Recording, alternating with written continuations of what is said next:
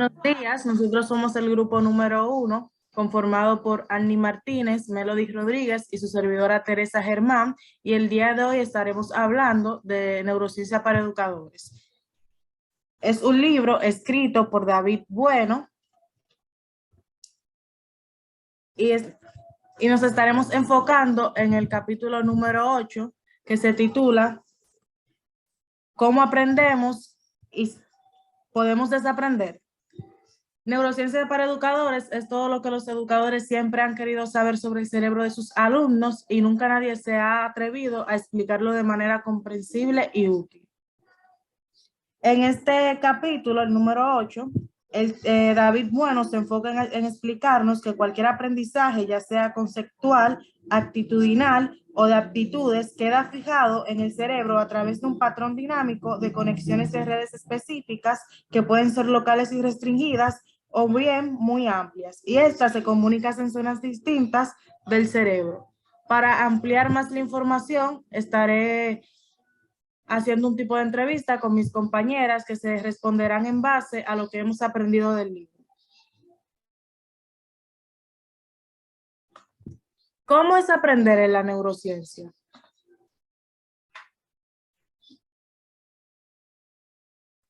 Para la neurociencia, el aprendizaje es la disciplina que permite conocer cómo intervienen los procesos neurobiológicos en el aprendizaje para así diseñar mejores métodos de enseñanza y políticas educativas. A través de ella se puede conocer cómo aprende, recuerda y olvida el cerebro, procesos importantes en el proceso de enseñanza-aprendizaje. Es importante identificar la diferencia entre la neurociencia desde la psicología con la neurociencia educativa. La primera es la que investiga el funcionamiento del sistema nervioso y en especial del cerebro, con el fin de acercarse a la comprensión de los mecanismos que regulan el control de las reacciones nerviosas y sus comportamientos. La segunda, la neurociencia educativa, nos ayuda a saber cómo funciona el cerebro y cómo intervienen los procesos neurobiológicos en el aprendizaje para favorecer que éste sea más eficaz y óptimo.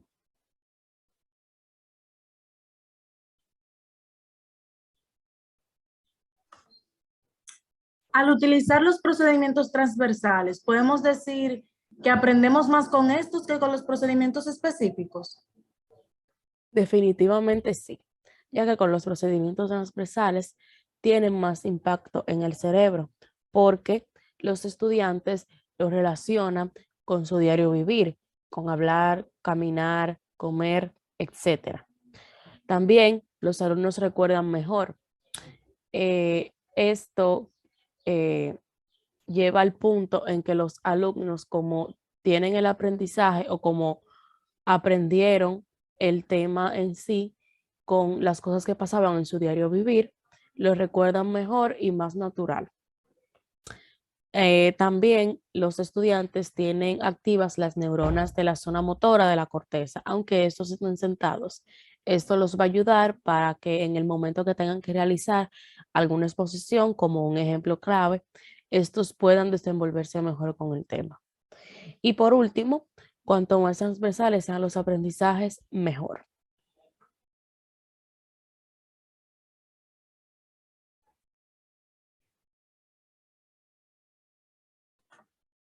¿Qué pasa con las neuronas que están activas durante el proceso de aprendizaje?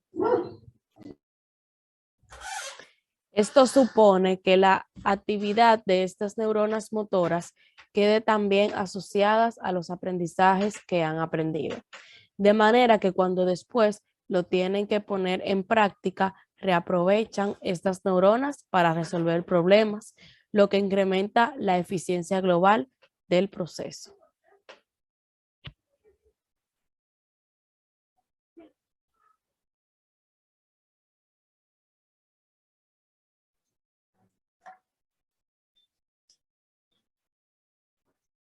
¿Cómo podemos hacer que nuestros alumnos aprendan más en las clases?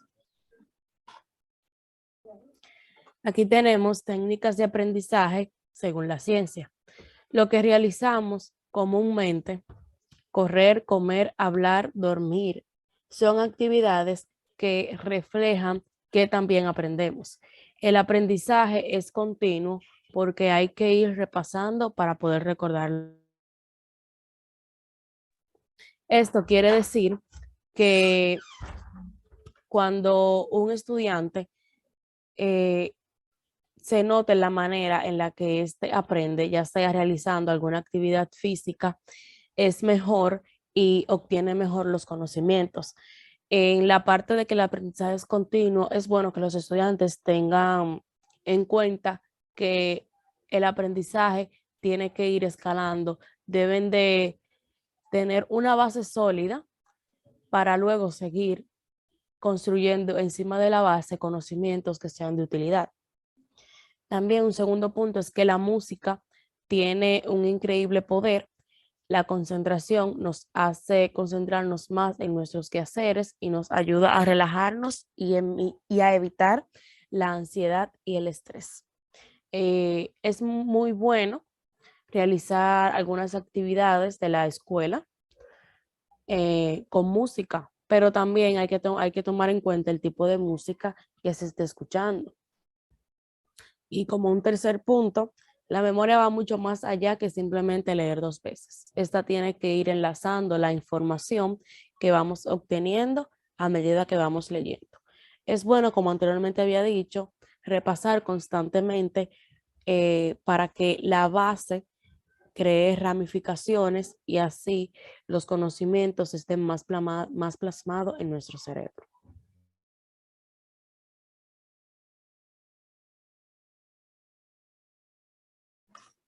¿Cómo evaluamos los conocimientos transversales? Dado que las pruebas clásicas monotemáticas no solo no los favorecen, sino que van en sentido contrario. Pero la vida no está parcelada en el cerebro, ha evolucionado para adaptarse a la vida. Un ejemplo en el que puedo poner aquí es que un estudiante que vaya al mercado a comprar mandarinas y manzanas, ¿qué parte del cerebro tienen activas? Principalmente la lógica matemática, para hacer la suma de lo que tenemos que pagar. La naturalista, para valorar la calidad de la fruta o los conceptos de física, para entender que 2 kilos de manzana son el doble de peso que 1 kilo de manzana. A pesar de que 1 kilo de mandarina tenga más piezas de frutas que 2 kilos de manzana. O pensamos en términos ecológicos para evitar utilizar más bolsas de plástico de las necesarias. O sociales cuando imaginamos la cara de nuestros familiares al llevar esta fruta que sabemos que le gustan tanto. Obviamente lo tenemos todo activo de forma transversal e integrada. Con esto tampoco se pretende proponer una propuesta radical para hacerlo todo de manera transversal, pero sí para utilizar siempre el aprendizaje contextualizado con contextos cercanos a los alumnos para que les sea significativo, dado que activan muchas más zonas del cerebro, las cuales están dispuestas precisamente a integrar los conceptos.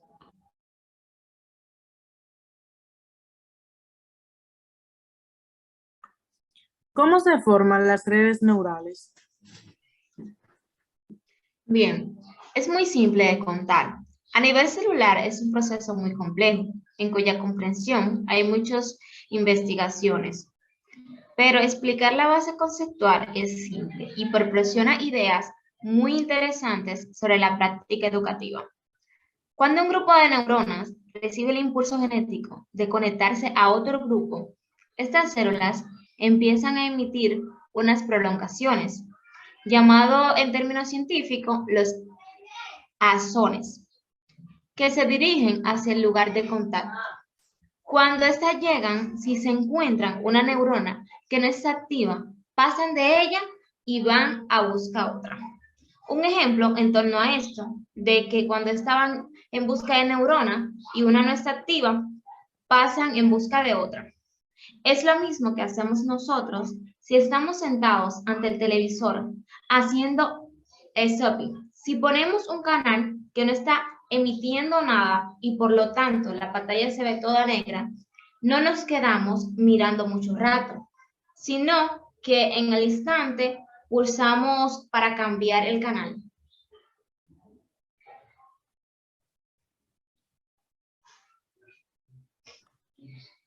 ¿Qué indica si la neurona que quiere establecer un contacto se encuentra con una que no está activa?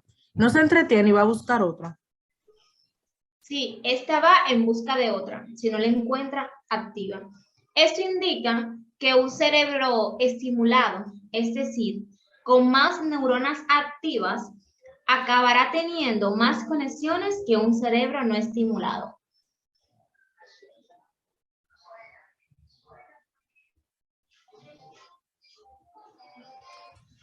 ¿Qué significa tener más conexiones? Tener más conexiones significa tener más conocimientos o poderlos utilizar de manera más eficiente. Mucha atención. Sin embargo, porque estimulado no significa sobreestimulado.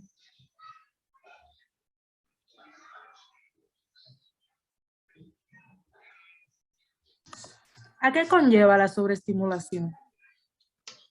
La sobreestimulación lleva al estrés, dado que el cerebro percibe la sobreestimulación como si le estuviéramos pidiendo más de lo que puede dar. Y el estrés, de hecho, el estrés crónico, es un enemigo importante en cualquier proceso de aprendizaje y, de hecho, para la maduración equilibrada del cerebro.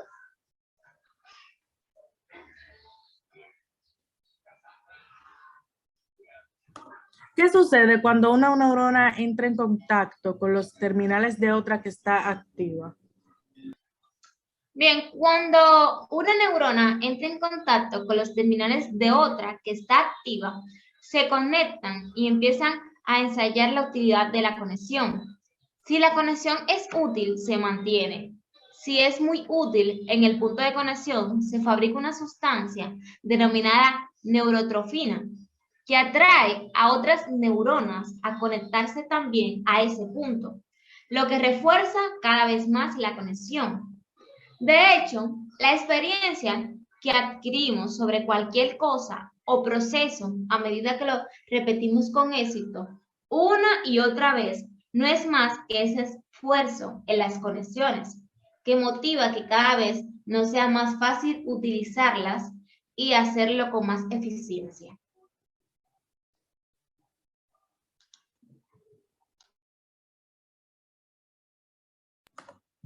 ¿El trabajo repetitivo ayuda a consolidar o mantener los aprendizajes? Definitivamente sí. La experiencia se basa en reforzar algunas conexiones, pero eso ya lo sabíamos y en el aula muchos maestros la aplican a menudo. Pero debemos estar alerta porque si siempre se repite algo de la misma manera, el reforzamiento será único, según un solo patrón de conexiones. Sin embargo, cuanto más amplias y extensas sean las redes neurales, mejor recordaremos aquel aprendizaje y con más eficiencia lo podremos utilizar. Por lo tanto, en cualquier repetición que hagamos con nuestros alumnos, es conveniente introducir pequeños elementos de novedad que no distraigan del objeto principal de aprendizaje para continuar reforzando la red en cuestión, pero que permita también ampliarla y ramificarla hacia otras direcciones. Además, repetir siempre lo mismo de la misma manera provoca que se pierda el interés, decaiga el componente emocional y se pueda llegar al aburrimiento. La repetición con novedades refuerza y amplía la red y ayuda a mantener la atención y el interés.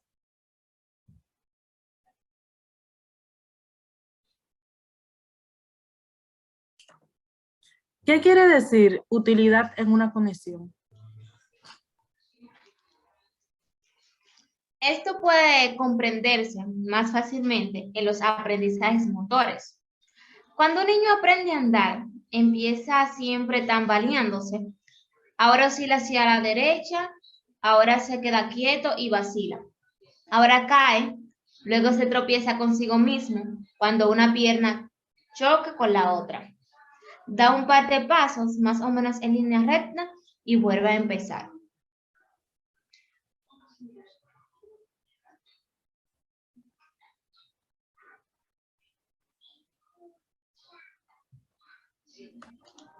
¿Qué está pasando en su cerebro durante la utilidad de esa conexión? Hay una zona de la corteza que se llama corteza motora, que controla los movimientos voluntarios del cuerpo. Cuando aprendemos a andar, la corteza motora crea conexiones de manera muy activa y ensaya su utilidad cada vez más que el niño intenta dar un paso. Aquellas conexiones que permiten que una pierna adelante a la otra sin tropezar son útiles porque le permite andar sin caerse y el cerebro la mantiene. En cambio, las conexiones que provocan que una pierna tropiece con la otra no resultan útiles para andar y remiten, desaparecen. Por eso al final todo el mundo acaba andando más o menos recto y cayéndose relativamente pocas veces.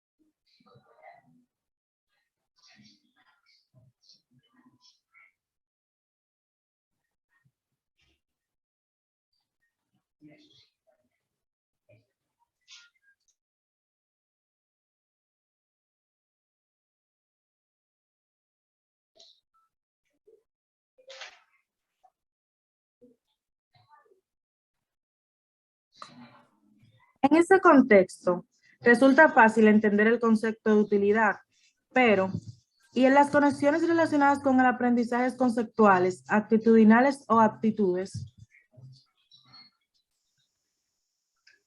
Pues bien, se ha visto que lo que el cerebro percibe como máxima utilidad en estos aprendizajes es la adaptación, la valoración y el rendimiento social, tanto de los compañeros, los profesores, los padres, entre otros.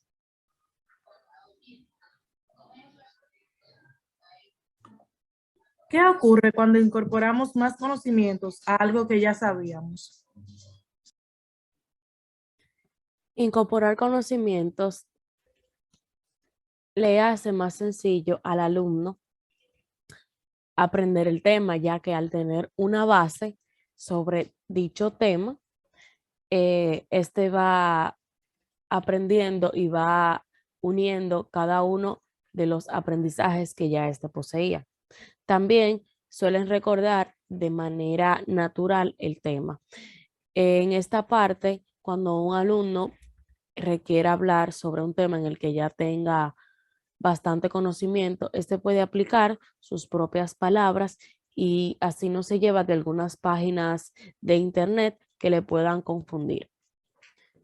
Esta es una técnica famosa y útil, ya que en el bachillerato los maestros tienden a repetir los temas en cursos a medida que los estudiantes van avanzando. Por un ejemplo claro es que, por ejemplo, en primero de bachillerato nos, eh, nos dan las oraciones subordinadas. En quinto, otra vez recibimos estos conocimientos, pero ante esto hay un error y es porque los estudiantes, aún llegando a la universidad, gran parte de estos no saben qué es una oración subordinada. Bueno, es porque el aprendizaje siempre fue el mismo y como anteriormente había dicho, lo mismo tiende a ser aburrido y tiende a hacer que el estudiante pierda el interés. También ampliamos nuestros conocimientos. En esta parte vamos a ramificar las redes neurales del cerebro hacia la base que ya teníamos.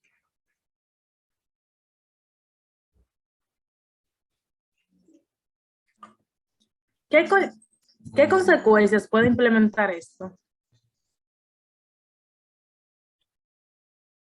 En la primera consecuencia, tenemos que cuando más conocimientos tenga una persona, cuanto más complejas sean ya sus redes, cuanto más relacionadas estén unas con las otras a través del aprendizaje transversal, más fácil les será adquirir conceptos nuevos y más integrados quedarán, porque encontrarán un sustrato mucho más amplio y adecuado para enraizar. Y otra consecuencia es que si se asimila el aprendizaje erróneo, cualquier concepto que aprendemos sobre esa misma temática se sustentará en una red que contendrá elementos erróneos. Esto quiere decir que si aprendemos algo que no esté bien definido, mientras sigamos aprendiendo sobre este tema, vamos a pensar que la base que tenemos desde un principio está bien, aunque esta no sea así. Por ejemplo, si construimos un castillo y se nos olvidó construir una columna para que pueda soportar el techo de una habitación, nunca vamos a poder rentarle la habitación a una persona, ya que en cualquier momento esta se va a desvanecer. El cerebro tiene muy activos los mecanismos para establecer nuevas conexiones, pero salvo momentos muy determinados, el desarrollo de lo que de manera programada elimina conexiones que no resultan útiles. Eso se denomina axonal. Una vez consolidada una conexión, cuesta mucho deshacerla. ¿Qué pasa con los estudiantes que muestran conductas desadaptativas graves que requieren ayuda de un psicólogo? Este trabajo no consiste en deshacer las conexiones neurales responsables de las conductas desadaptativas, sean del tipo que sean, sino en potenciar la creación de conexiones nuevas a través de la reflexión, el razonamiento y las emociones que sirvan de bypass a las otras, de modo que al final al cerebro le sea más fácil utilizar las nuevas que seguir usando las antiguas.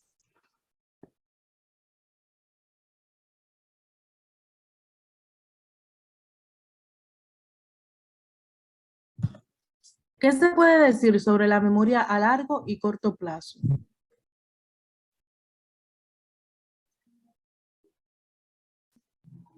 Finalmente, todo lo que aprendemos durante el día permanece inicialmente en unas redes que se llaman de memoria a corto plazo y se olvida con mucha facilidad. La consolidación de los aprendizajes, el paso de la memoria a corto plazo a la memoria a largo plazo, se produce cuando dormimos. Por eso, la cantidad de horas de sueño y sobre todo su calidad es absolutamente imprescindible.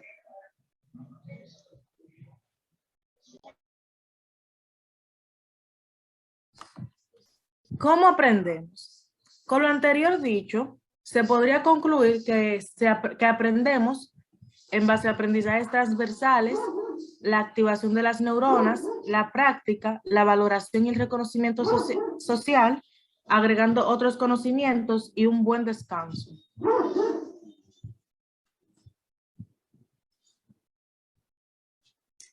El aprendizaje transversal.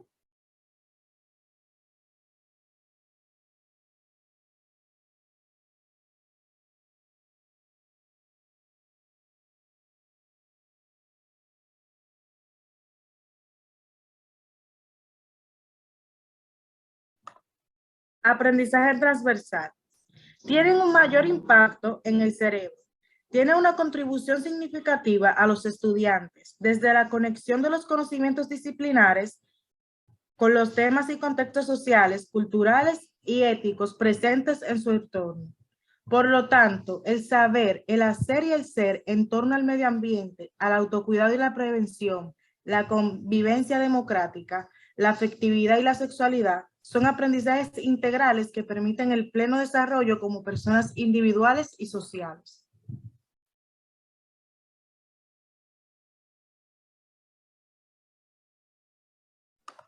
Activación de neuronas, o mejor dicho, la estimulación del cerebro. Cuando un grupo de neuronas recibe un impulso genético, busca conectarse con otras, pero cuando estas no están activas, pasan de ellas y las ignora. Por eso, un cerebro estimulado asegura más la obtención de conocimientos, pero teniendo en cuenta la sobreestimulación, que tendría un efecto totalmente contrario, ya que la sobreestimulación es causante del estrés, lo que provoca un efecto negativo al momento de obtener conocimientos. La práctica. Es bueno reforzar los conocimientos. Está muy bien dicha la frase, la práctica hace el maestro. Repasar lo que ya sabemos, agregando siempre cosas diferentes para no caer en la monotonía que causa aburrimiento y desinterés, es de suma importancia. La repetición con novedades refuerza y amplia la red y ayuda a mantener la atención y el interés. Valoración y reconocimiento social. En cualquier aprendizaje conceptual, actitudinal o actitudinal, lo que el cerebro percibe como máxima utilidad es la aceptación asertiva, la valoración y el reconocimiento social. Por esto es de suma importancia que cuando un alumno hace algo bien en clase, el profesor se lo reconozca y le dé un valor. No porque solo motiva al estudiante a seguir esforzándose y a seguir interesándose en la clase, sino porque el cerebro reconoce esta información como necesaria y la almacena. Agregar otros conocimientos. Cualquier nuevo aprendizaje se sustenta en aprendizajes previos relacionados, ampliando y afiniendo las redes neuronales. Esto implica que cuanto más conocimiento tenga una persona, mejor incorporará los aprendizajes nuevos. Y que si adquirimos aprendizajes erróneos, estos condicionarán los futuros aprendizajes sobre temas relacionados. Un buen descanso. El cerebro obtiene mucha información durante el día, pero lo único que garantiza que éstas se queden almacenadas en el cerebro es un buen descanso en un respectivo horario.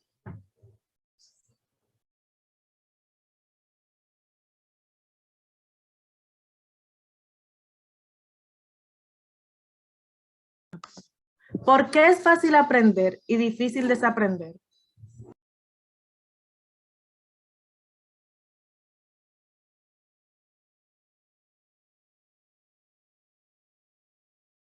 Es tan difícil deshacer cualquier concepto que los alumnos hayan adquirido erróneamente. La red ya está creada y la podemos ampliar, pero la base con el error se mantendrá.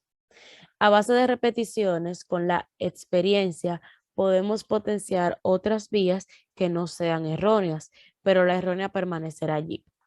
Esto supone una responsabilidad para los profesionales de la educación. Si no sabemos algo, debemos prepararnos bien antes de explicarlo, porque si nuestra explicación contiene errores, esto puede afectar el aprendizaje de los estudiantes. Cabe decir que desaprender no es sinónimo de olvidar.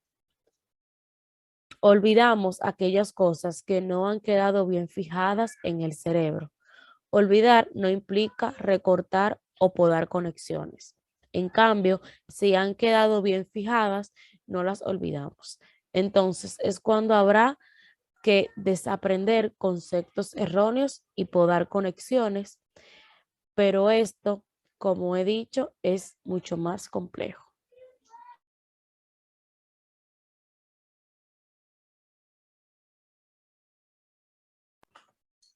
David Bueno cierra este capítulo con una dinámica que nos deja una gran reflexión. Entonces, sin más preámbulos, hagamos un avión de millones de conexiones en el cerebro. Cualquier cosa que aprendemos altera algunas de estas y es en este patrón de conexiones, esta neurona que se conecta con la otra y con la siguiente y esta con la otra y con la otra, es en este patrón donde almacenamos la memoria. Tanto aprender es cambiar nuestro cerebro. Hola, ¿qué tal? Hola, David.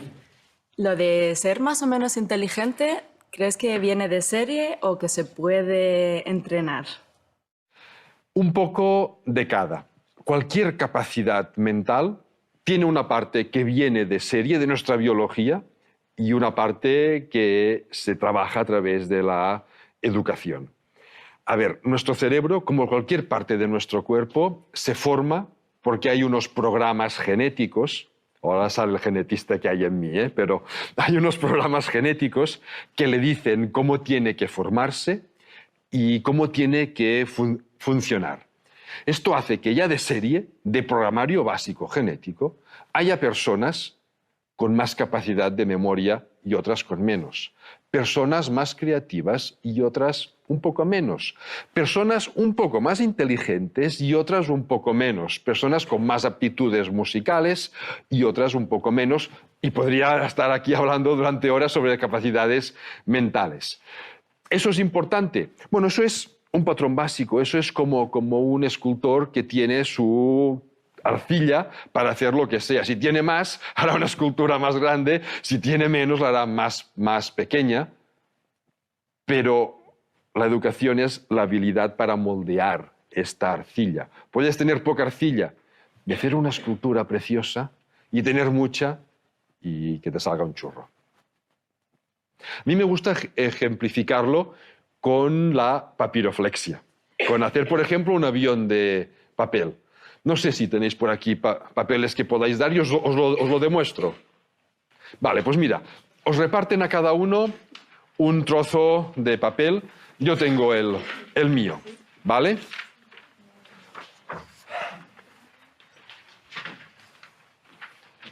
Cogéis vuestra hoja y dobláis una punta hacia atrás, ¿vale? A ti te falta un trozo, ¿no?, de hoja. Qué mala suerte, ¿no? Bueno, ¿qué le vamos a hacer? A ti te falta un trozo. ¿Todos teníais la hoja rectangular?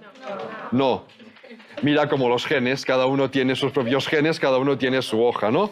Bueno, ahora dobláis la otra punta, la punta que ha quedado aquí arriba, la dobláis, no sé cómo enseñarlo muy bien, para que se vea, pero la dobláis hacia abajo de forma que quede, pues no sé, como una casita. Bueno, a algunos os queda un poco un churrillo, porque tenéis la hoja mal cortada. Lo dobláis, ahora sí, por la mitad, para que vaya cogiendo forma de avión. Hacemos las alas, ya no sé cómo enseñarlo, pero... Y si hacéis un par de cortes en el ala, por la parte de atrás, y los subís, pues tenéis los alerones. ¿Vale? ¿Os ha salido todos más o menos así? Bueno, a ti te falta un trozo de ala. Claro, a ver, si ahora probamos si vuelan bien o no, lo podemos probar. Seguro que hay aviones que vuelan mejor que otros, porque todos lo habéis doblado. El tuyo es el más feo, con perdón, de avión. Claro, ¿cuál es el problema? El problema es que todos habéis seguido mis instrucciones al pie de la letra, cuando resulta que teníais distintas formas de papel. Si esto lo comparamos con el cerebro y la educación, cada cerebro es diferente. La educación lo que hace es sacar provecho de este cerebro, doblándolo. No lo dobla físicamente, pero sí hace conexiones físicas para que funcione de la mejor manera posible. Si a todo el mundo lo educamos de la misma manera, sucederá esto. Habrá algunas personas que les funcionará muy bien la educación porque se adaptará a su cerebro, y otras que no les funcionará nada bien. La educación tiene que ser tan personalizada como sea posible para sacar el máximo provecho. Si esto es que os falta un trozo de avión, hubieses hecho un doble primero para que quedase un rectángulo, a partir de ese rectángulo sería un poco más pequeño, pero hubiese salido exactamente un avión que volaría bien. Bueno, pues si os parece podemos probar si vuelan, lo hacemos todos a la vez, ¿vale? Cuento hasta 3, 1, 2 y 3.